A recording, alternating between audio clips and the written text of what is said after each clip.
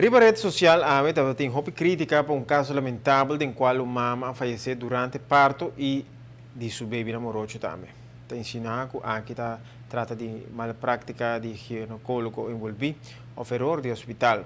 Aproveita a presença do ministro Alex Schwengel de mesa rondou para atender o caso aqui com ele e a compreender que a mama estava sofrendo de pressão alta e estava internada em hospital para aqui.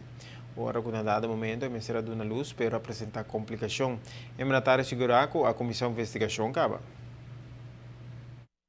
Ora nós vamos caso bem lamentável, mas nessa aqui é um caso lamentável, é tóxico. Mas como eu vim como ministro de Saúde, vou me estar por de toch denúncia de objetividade. Porque porta, o não pode bem bom, porta é por falta por assim. Mas porta também, coisa justo, mala suerte. E mala suerte está existindo. Se viaja profissional está sendo um trabalho excelente, bom, a pé da letra, e toch tem viaja de complicação está passa e ainda está falecendo. Não olvidamos, parto está, em princípio, algo natural. Não vamos ser doctor, não vamos ser nada. Então, pode naturaleza. É quase um mistério, não? Sim, mas é algo hobby bonito. Sim, então, para mim, de mim, eu seguro coisa mais bonito que Deus por fazer, bebê que nasce. Para ti, está bem complicado. A pergunta que eu tinha foi, terecht van...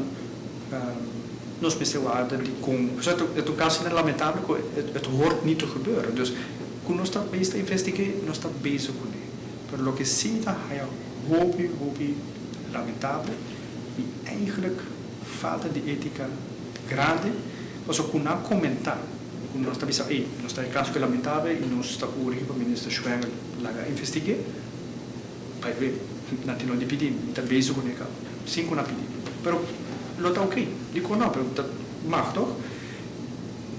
Pero como você usa vídeo, portrait de uma pessoa que está defunta, que não tem para defender suas. Então você faz festa com ele de mídia, me dá pessoal, a mim está atrás de mídia, me dá ele hobby bar, se me mais isso. Mas social media bastante. É social media. Me se correto, social media. Então, não está bom. A mim não está bom. O tipo de caso assim normalmente se dura entre 3 a 6 lunas. Quizás está algo que por investigar na Aruba mesmo, pero se está assim complicado, quizás o mês 13 experto na inspecção de Holanda para vir fazendo trabalho aqui na Aruba.